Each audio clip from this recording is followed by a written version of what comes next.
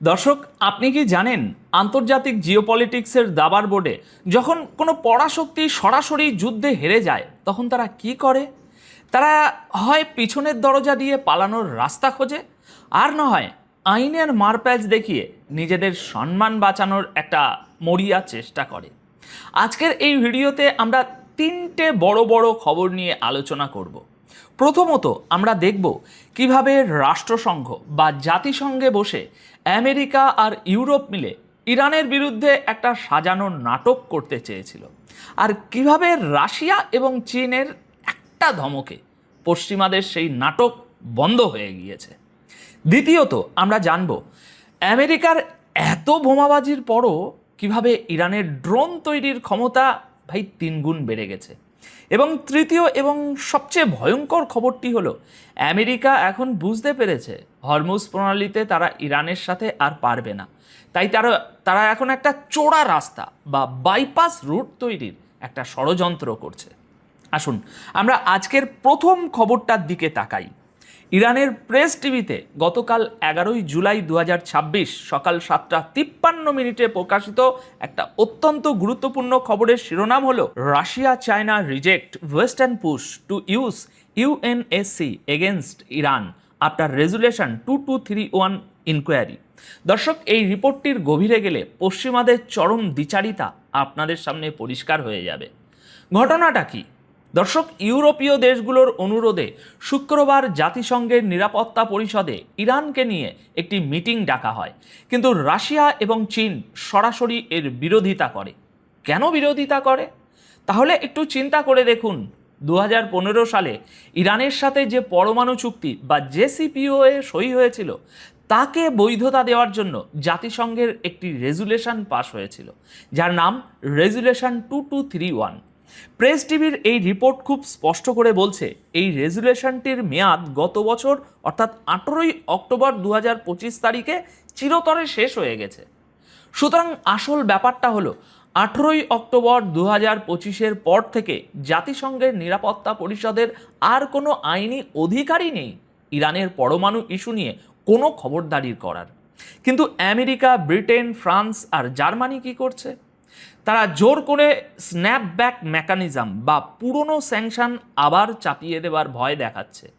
কিন্তু মিটিং শুরুর আগেই জাতিসংঘের রাশিয়ার ডেপুটি পার্মানেন্ট রিপ্রেজেন্টেটিভ অত্যন্ত কড়া ভাষায় পশ্চিমাদের মুখের উপরে বলে দিয়েছেন যে এই রেজুলেশনের আর কোনো আইনি ভিত্তি নেই। তিনি স্পষ্ট বলেছেন কিছু দেশ রাজনৈতিক ফায়দা লোটার জন্য এবং ইরানের সাথে রাজনৈতিক হিসেব মেটানোর জন্য নিরাপত্তা পরিষদকে ব্যবহার করছে, যা রাশিয়া মেনে নেবে না। এদিকে দর্শক, চীনের ডেপুটি পার্মানেন্ট রিপ্রেজেন্টেটিভও ঠিক এই একই কথা বলেছেন। তিনি সতর্ক করে দিয়েছেন যে নিরাপত্তা পরিষদকে রাজনৈতিক হাতিয়ার বানালে শুধু বিভেদই বাড়বে। দর্শক, ভেবে দেখুন তো, আমেরিকা আর তার মিত্ররা যখন আন্তর্জাতিক আইন ভাঙে তখন কোনো সমস্যা নেই, কিন্তু যখন চুক্তি শেষ হয়ে যাওয়ার পরও তারা গায়ের জোরে ইরানের উপর খবরদারি করতে যায় তখন রাশিয়া আর চীন এইভাবেই ঢাল হয়ে দাঁড়িয়ে যায়। এই মিটিং থেকে শেষ পর্যন্ত কোনো ফলাফলই আসেনি। ইরান, রাশিয়া এবং চীন লিখিতভাবে জানিয়ে দিয়েছে যে নিরাপত্তা পরিষদের এই চ্যাপ্টার চিরতরে ক্লোজ। এটা আমেরিকার জন্য কত বড় একটা ডিপ্লোম্যাটিক শক তা নিশ্চয়ই বুঝতে পারছেন।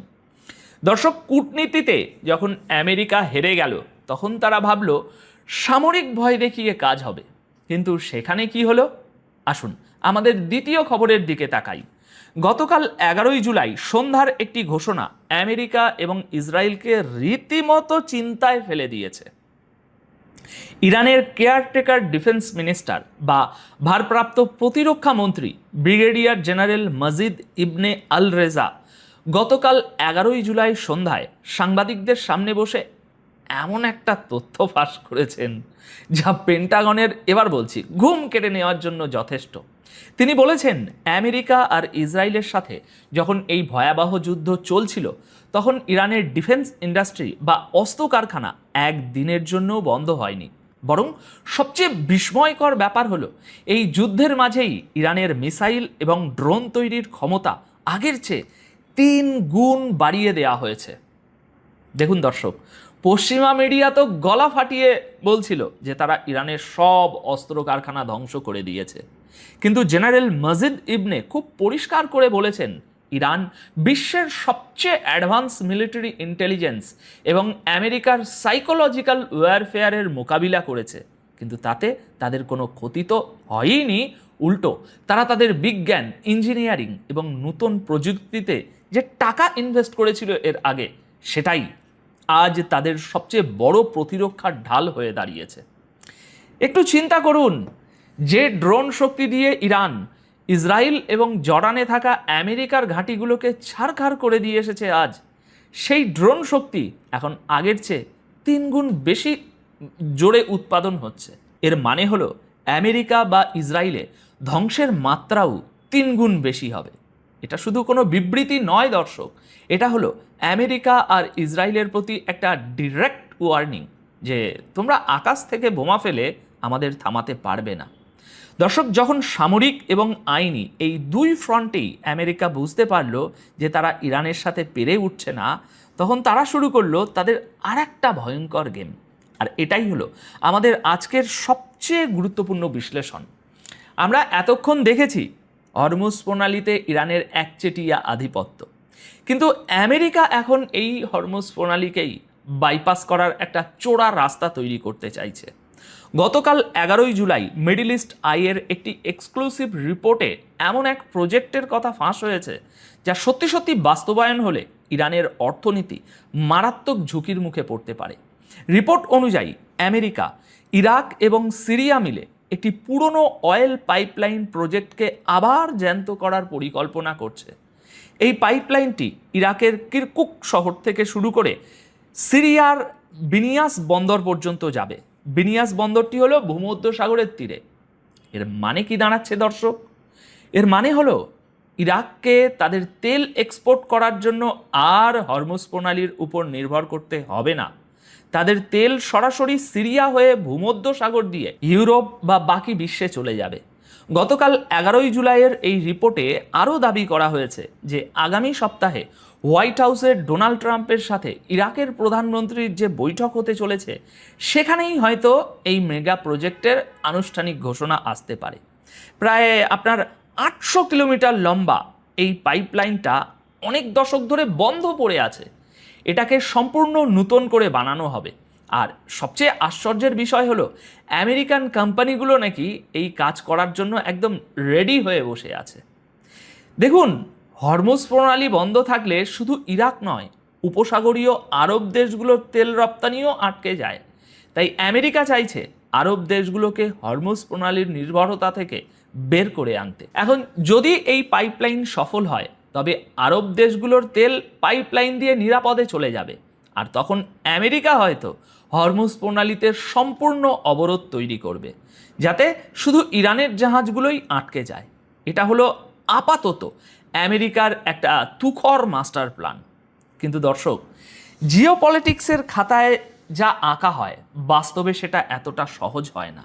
আমি কেন বলছি যে পশ্চিমাদের এই প্ল্যানটা একটা মরিয়া চেষ্টা? একটু চিন্তা করুন, সিরিয়া এবং ইরাক উভয় দেশেই ইরানের কতটা শক্ত প্রভাব রয়েছে তা আমাদের জানা। আমেরিকা ভাবছে তারা এই পাইপলাইন বানিয়ে ইরানকে ভাতে মারবে, কিন্তু ইরান একটা সামান্য ড্রোন হামলা করেই ওই 800 কিলোমিটার পাইপলাইনের যে কোনো জায়গায় যে কোনো সময় পাইপলাইনটা উড়িয়ে দিতে পারে।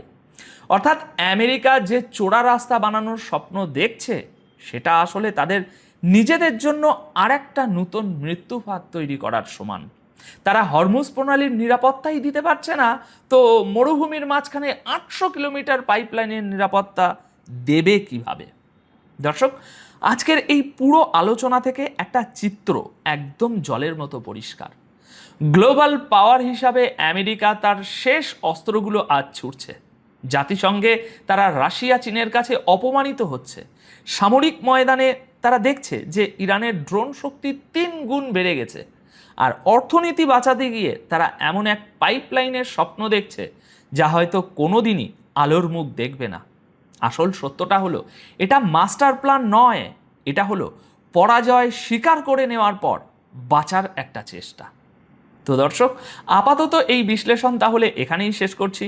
তবে যাওয়ার আগে আপনাদের কাছে আমার একটা অত্যন্ত প্র্যাকটিক্যাল প্রশ্ন রেখে যেতে চাই। আপনাদের কি মনে হয় দর্শক, আমেরিকা আর ইরাক মিলে সিরিয়ার ভিতর দিয়ে এই যে 800 কিলোমিটার তেলের পাইপলাইন বানানোর স্বপ্ন দেখছে, সেটা কি ইরান কখনো বাস্তবায়িত হতে দেবে, নাকি আমেরিকার এই প্রজেক্ট মরুভূমির বুকেই ধ্বংস হয়ে যাবে? নিচে কমেন্ট সেকশানে অবশ্যই আপনাদের মতামত জানাবেন। দেখা হবে পরবর্তী ভিডিওতে গ্লোবাল পলিটিক্সের নতুন কোনো বিশ্লেষণ নিয়ে। ততক্ষণ পর্যন্ত সবাই খুব ভালো থাকবেন, সুস্থ থাকবেন। ধন্যবাদ আপনাদের সকলকে।